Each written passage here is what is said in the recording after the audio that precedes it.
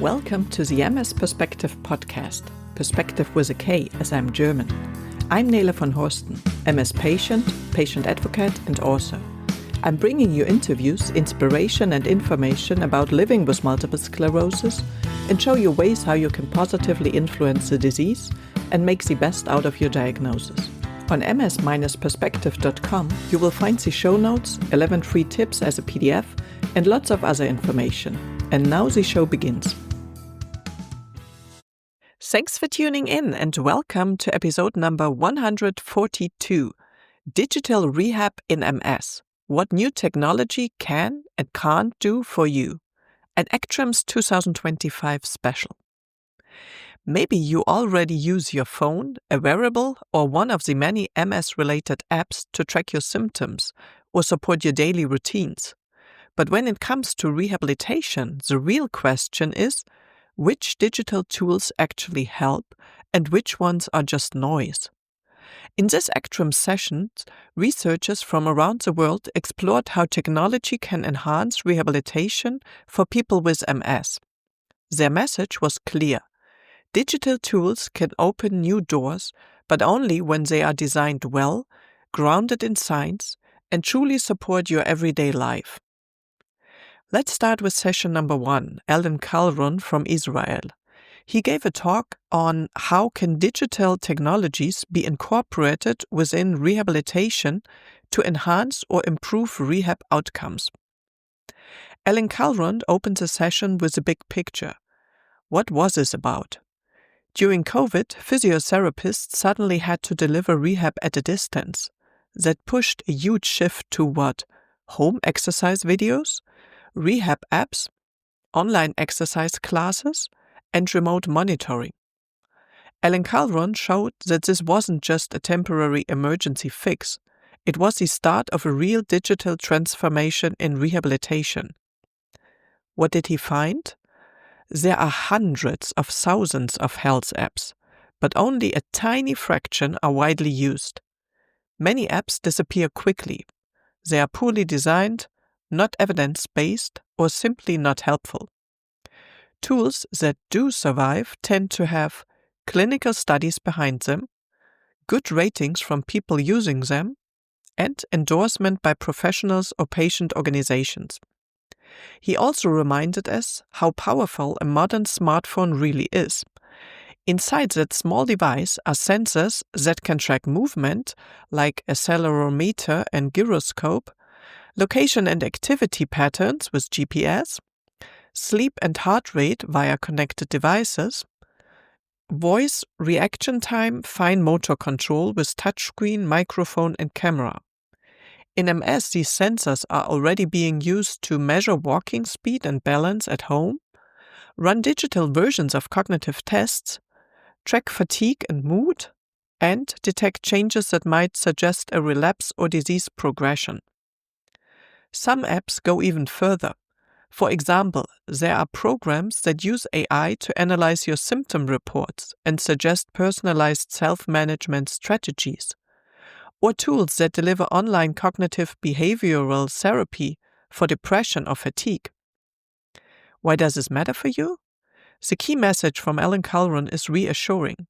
Digital tools are not meant to replace your rehab team, but they can extend what your team can see and do. Used well, apps and sensors can make it easier to keep track of symptoms between clinic visits. They can give you more objective feedback on your progress.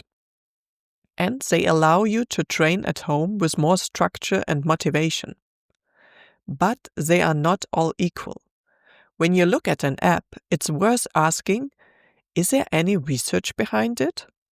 Do recognized MS organizations or clinicians recommend it? Does it actually fit my needs and abilities? If the answer is no to all three, it's probably not worth your time or data. And with that, we come to presenter number 2, Andrea Tacchino from Italy. His talk was about how can digital tools be used to support outcome measurement in rehabilitation research. Andrea Tacchino focused on something that sounds dry but is absolutely central. How we measure whether rehab is working. What was this about? In MS, we usually rely on clinical outcome measures like EDSS, walking tests, balance scales, or cognitive questionnaires. They are useful, but they are just snapshots taken in the clinic. MS, however, is a 24/7 condition. Your function can vary from hour to hour. Traditional tests miss most of that. Digital health technologies, or for short DHTs, wearables, smartphone apps, sensor systems, can fill this gap by collecting data frequently, sometimes every second, in real life, not just in a lab, and passively, without you having to do much. What did he find? Andrea Tacchino showed that research with digital tools has exploded, especially in neurology. Sensors are being used to track gait and balance in MS and Parkinson's, monitor daily activity in stroke and dementia, pick up subtle changes long before they are obvious in the clinic. But he also stressed that this has to be done properly. He outlined a roadmap: user-centered design. Start by talking to people with MS. Make sure the tech is actually usable. Low fatigue, clear instructions, no tiny buttons. Number 2, usability testing. So systematic feedback, questionnaires, think aloud sessions. If a tool is too exhausting or confusing, it will not work in real life. And number 3, from raw data to meaningful digital biomarkers. Sensors generate enormous amounts of numbers. These need to be translated into digital biomarkers, specific measures, e.g. stride variability, typing speed, reaction time, that clearly relate to disease activity or rehab response. Those biomarkers then have to be validated against MRI, traditional tests, and, importantly, how you feel. He showed examples where digital measures from daily life correlated strongly with brain atrophy and lesion load on MRI, future risk of falls or worsening mobility, and changes in fatigue or cognition. Andrea Tacchino also spoke about future concepts like the digital twin, a virtual copy of you that is continuously updated with your sensor and clinical data. This could one day help tailor rehabilitation very precisely. Why does this matter for you? The obvious question you might have is, if I wear all these sensors, will the results actually change my care? Andrea Tacchino's answer is, that's exactly what the field is working on. Digital tools can help detect change earlier so rehab or medication can be adjusted sooner. They can show which parts of your rehab are truly helping you, and they can support shared decision-making with objective data. But we are still in the validation and integration phase. Many of these systems live in research projects. They are coming, but not every clinic has them yet.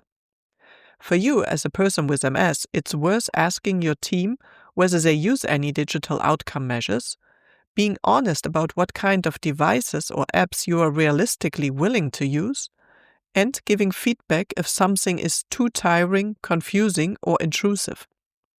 Your experience is part of the user-centered design Andrea Tacchino described. Okay, let's move on to presenter number 3, Gabriele Peracchiotti from Italy again.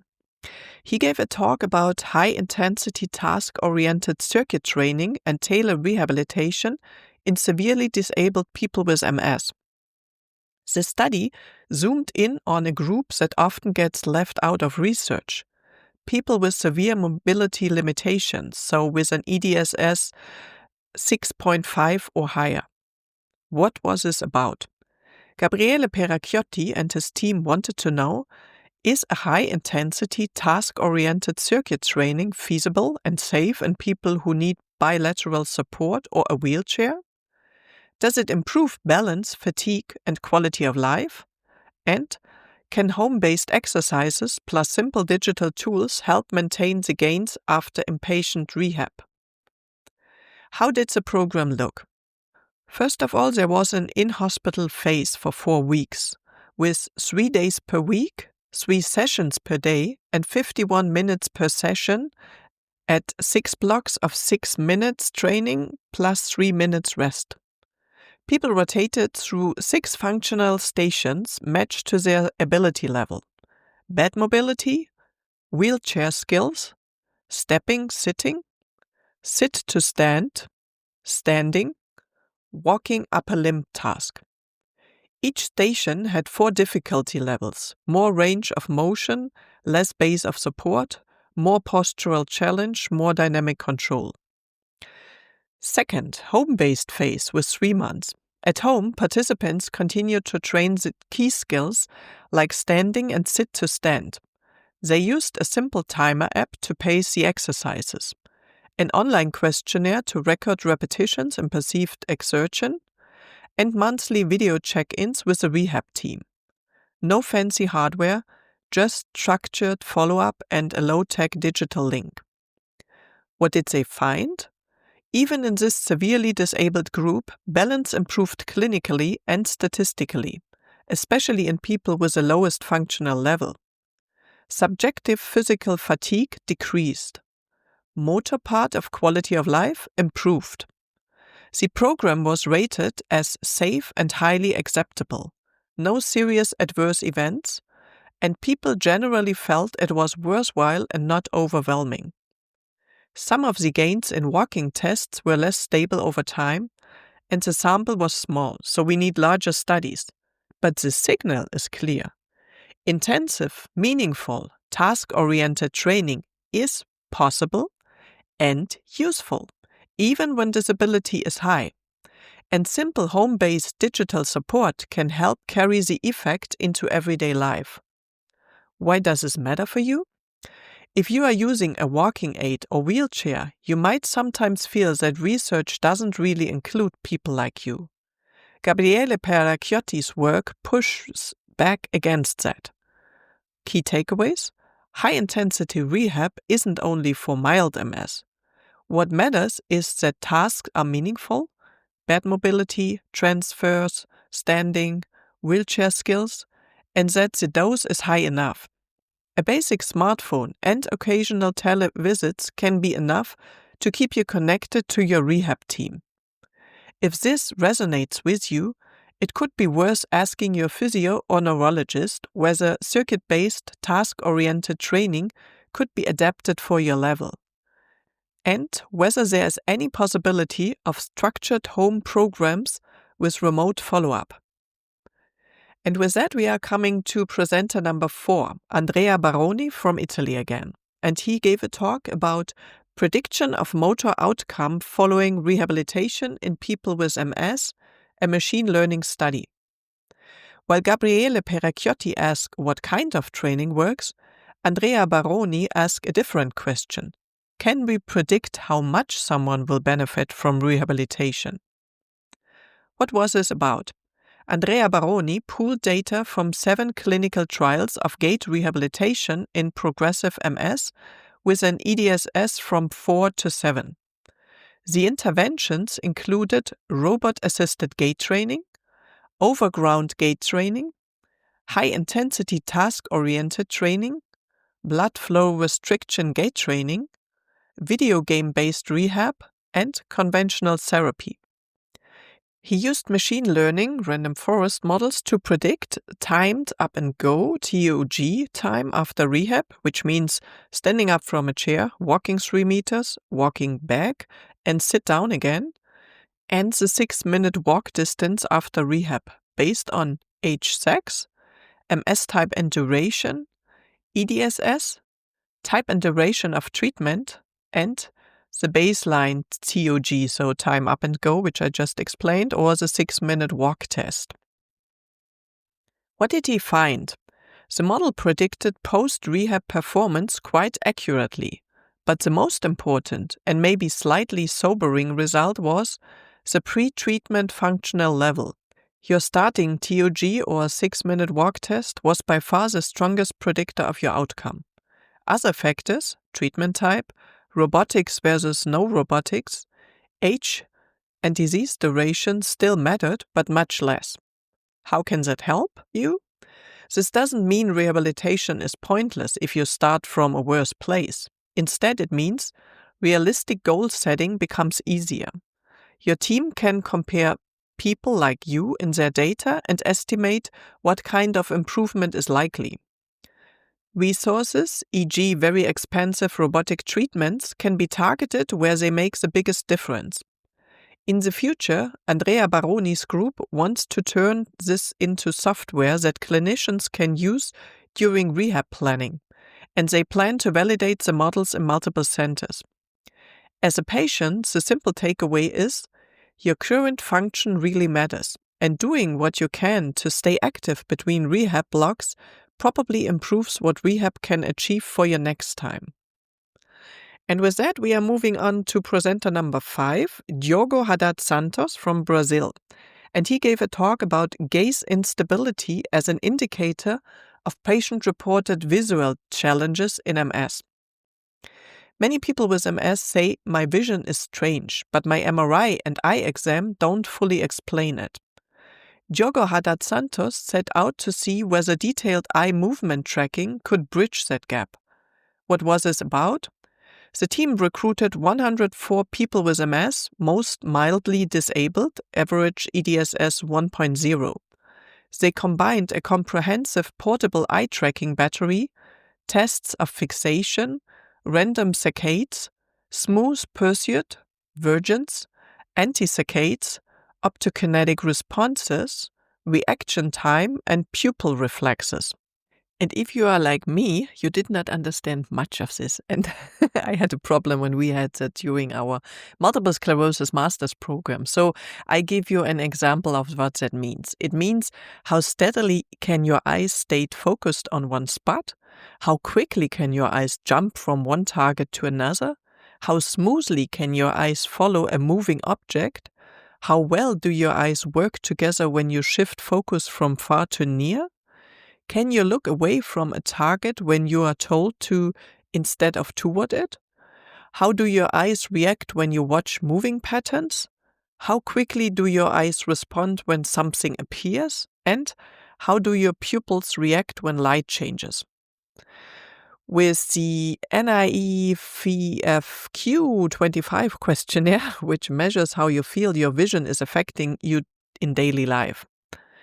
What did they find? Several clear patterns emerged. More square wave jerks, tiny unwanted eye movements during fixation were linked to worse self-reported vision. Poor gaze stability during fixation correlated with worse perceived visual function. More intrusive saccades during vergence, when the eyes moved together to focus on near objects, were associated with poorer subjective vision. A higher proportion of jerky saccadic movements instead of smooth eye tracking predicted worse visual function.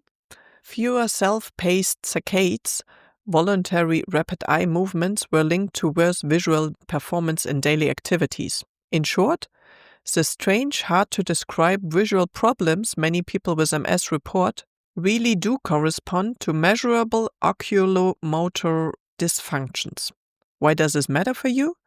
Eye tracking is still mainly a research tool, but this work suggests your subjective visual complaints are valid and measurable, even if MRI or standard eye exams look okay. Portable systems, and later even smartphone-based eye tracking, could one day become digital biomarkers for MS. They might help monitor treatment response or detect early changes. If you struggle with reading, screens, or visual overload, it's worth mentioning this specifically to your neurologist or neuro-ophthalmologist. Research like Santos is building the evidence that these symptoms deserve detailed assessment, not a shrug. And with that, we are coming to the 6th and last presenter, Catherine Parma from Switzerland, and she was giving a talk on comparison of lab-based measurement of static and dynamic balance ability and corresponding clinical assessments in patients with MS. Finally, Catherine Parma explored something very practical.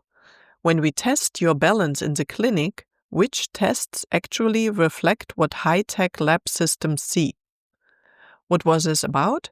25 people with MS, average EDSS 3.6, completed lab-based measures. So COP, center of pressure for static balance, and MOS, margin of stability for dynamic balance.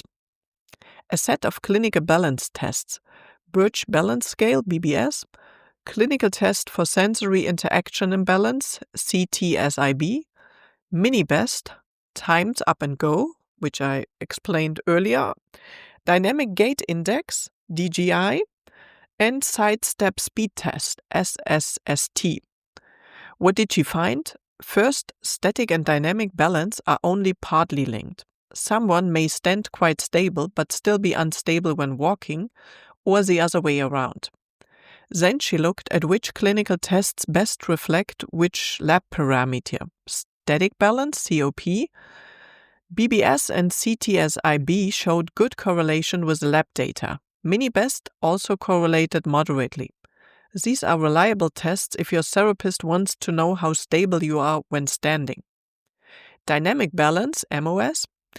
MOS in the forward-backward direction correlated well, negatively, with TOG, SSST, and CTSIB. TOG in particular is a strong indicator of dynamic balance when you move. CTSIB seems to reflect both static and dynamic aspects. Why does this matter for you? Next time you are doing balance tests in the clinic and someone times your TOG or scores your BBS, you can know these aren't just rough guesses. They have a solid relationship with detailed lab measurements. It's important that your assessment covers both standing and moving. CTSIB, BBS, and TOG together give a fairly complete picture. If you feel your balance problems only show up in certain situations, e.g. turning quickly, walking in crowds, tell your therapist. It may prompt them to choose the right mix of tests and perhaps add digital tools later.